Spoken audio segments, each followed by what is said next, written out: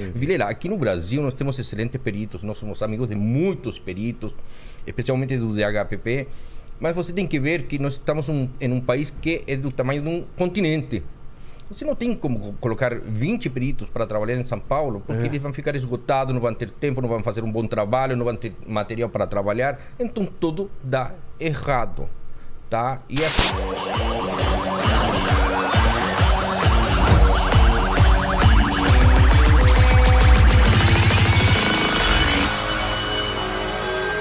Vamos mergulhar então nos casos aí. A gente falou de uma mão. Teve algum caso que encontraram mão mesmo? Olha, no tempo que eu fui policial, encontrei mão, cabeça, pênis decepado. Pênis decepado? Sim, pênis decepado. Caramba. Efetivamente. São casos que você acredita... Desculpa a dúvida, mas quando o pênis fica decepado, ele fica duro ou ele fica mole? Não, ele vai ficar mole depende, se é uma policial que acha, vai ficar mole depois...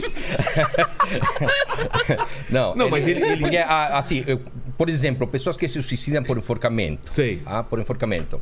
Obviamente que o sangue vai descer, porque quando ele se pendura e fica totalmente pendurado, o sangue vai para baixo. Vou tentar não utilizar termos técnicos para todo mundo entender. O sangue desce e parte desse sangue vai para o pênis. E muitas vezes o pênis fica ereto e até ejacula. Nossa. Tem um caso nos Estados Unidos que uma moça sentou em um morto e acabou engravidando do morto porque ele ficou ereto mesmo. Não. Sim. É verdade isso? Sim. Nossa, engravidar de um morto. Tinha esse lance... eu não sei se é lenda, mas falavam que tinha uma planta que crescia embaixo dos enforcados, né? O pessoal tinha muito enforcamento antigamente e tinha uma plantinha que, por causa do... Olha, o único que cresce embaixo do enforcado são fezes, porque como o esfíncter relaxa, ele acaba se urinando ou defecando. Também? Exatamente. Acho que a plantinha era lenda, hein? Acho que ou a plantinha cresceu após fazer xixi em cima. Mas isso não existe. Assim, o suicídio... é um fato que acontece de uma hora ou de um segundo para outro. Ninguém programa um suicídio. Ninguém fala assim, eu vou me matar, porque ninguém tem coragem. Ele tem que estar fora de si para determinar nesse momento que a vida dele não vale mais. E não é porque ele não quer viver, é porque ele quer fugir do problema que atormenta a cabeça dele. Normalmente é isso. Exatamente. Né? Tá? Então, é uma fuga, né? Exatamente. E o corpo, normalmente, ele fica escutando 2 horas, porque o cérebro continua funcionando dependendo do tipo de morte. Então, a pessoa que faleceu, ela escuta as pessoas chorarem, ou o médico falar, não, morreu. Tudo isso aí é muito triste, essa situação. Entendi. Outra coisa também que não dá para entender é... Não, mas mesmo quando o cara deixa uma carta de suicídio, ele não programou isso, será? A carta de suicídio tem características específicas para ser carta de suicídio. Entendi. Porque eu posso colocar uma arma na sua cabeça, escrever teu suicídio, ou eu vou te dar Mas vocês investigam mesmo quando é suicídio? Sim. Tem que investigar? Tem que investigar. Claro. Para ver se é realmente suicídio. Somente quando tem uma carta, né? Exatamente. Saber se partir do próprio punho da vítima. É importante. Tem muitas coisas que são investigadas e muitas vezes a polícia não investiga para saber o real motivo da morte de uma determinada pessoa. Vilela, aqui no Brasil nós temos excelentes peritos, nós somos amigos de muitos peritos, especialmente do DHPP, mas você tem que ver que nós estamos em um país que é do tamanho de um continente. Você não tem como colocar 20 peritos para trabalhar em São Paulo, porque eles vão ficar esgotados, não vão ter tempo, não vão fazer um bom trabalho, não vão ter material para trabalhar. Então tudo dá errado, tá? E assim por diante. E esse erro é um prato cheio para nós, porque o advogado, quando percebe que esse trabalho foi mal feito, ele nos contrata e nós vamos para cima. Por exemplo? Por exemplo, um suicídio que deu como... um homicídio que deu como suicídio. Tá.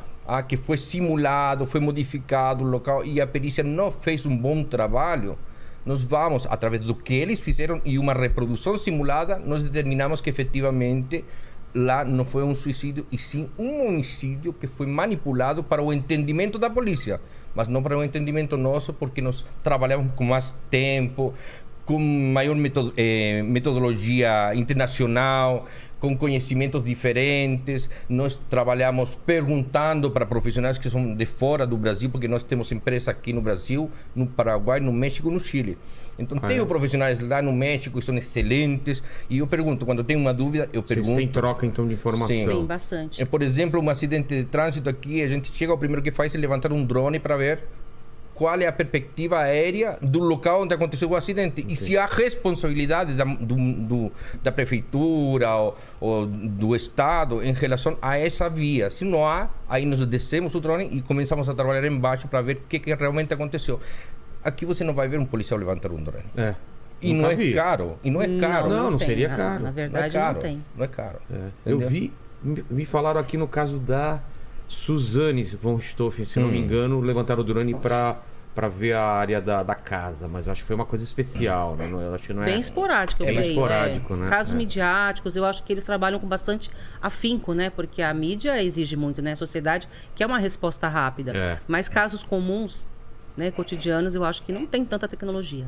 Então vamos lá, você falou grafologia. Grafotécnica. Grafotécnica. Isso, o que grafologia que é o estudo da assinatura. Tá? Da grafia, isso. Eu pego uma carta sua, um cheque, e vou saber se foi você que assinou ou não. Eu vou estudar. Ou uma carta de suicídio. Ou uma carta de suicídio, como eu falei, porque às vezes, tem uma carta, mas será que foi a vítima mesmo que escreveu? Ou dá pra saber então, se ela também escreveu sob pressão ou não? Dá pra saber. Ah, é? Sim, dá pra saber. Pode ser a letra da pessoa, mas tá estranho o jeito de escrever. Sim, com uma arma na cabeça, né? Acaba escrevendo. Então, tudo isso, a grafologia vai dizer. E a grafotécnica, né, que é um outro estudo, vai dizer se partiu ou não do punho escritor daquela pessoa. Entendi. Tá? Pode ser uma fraude, uma carta de suicídio, várias coisas. Tem muitos clientes que eles falam assim, olha, eu queria contratar os seus serviços porque eu não assinei um contrato com o banco, né? Um empréstimo. E quando eu vou verificar a assinatura, realmente é da pessoa. Mas ela desfigurou a assinatura, né? Aqui se chama muito de autofalsificação. Como assim? Por exemplo, autofalsificação da própria assinatura. Mas, na verdade, é desfiguração. Ou seja, você faz um empréstimo. Aí você não quer pagar o banco. O que você faz? Faço uma assinatura faz errada. Totalmente, sabe, desfigurada. Fala, não foi o Vilela que assinou. Mas aí, se eu periciar, eu vou verificar que os seus traços estão naquela assinatura. Dá pra saber isso? Sim. Isso serve como prova no tribunal? Como prova. É mesmo? Até porque você assina com a mente, não assina com é a mente que está mandando. Então sempre você vai deixar um rastro que vai falar, essa assinatura é sua. O trabalho de vocês é encontrar esses rastros, né? Exatamente, esse pericial. Tem aquela lenda que existe um crime perfeito. Vocês acreditam que existe crime perfeito? Não. Existe um crime mal investigado. Sempre. Ah, isso é bom então falar. vamos lá, vamos atingir outro ponto. Tá. Existe um crime mal investigado ou manipulado para dar um resultado. Entendi. Tá? Isso acontece. Acontece. Porque nós já trabalhamos em casos onde apresentamos 1000 provas técnicas e científicas inquestionáveis e mesmo assim foi revertido em favor do autor do crime. Foi manipulado. Sim. Por um interesse X.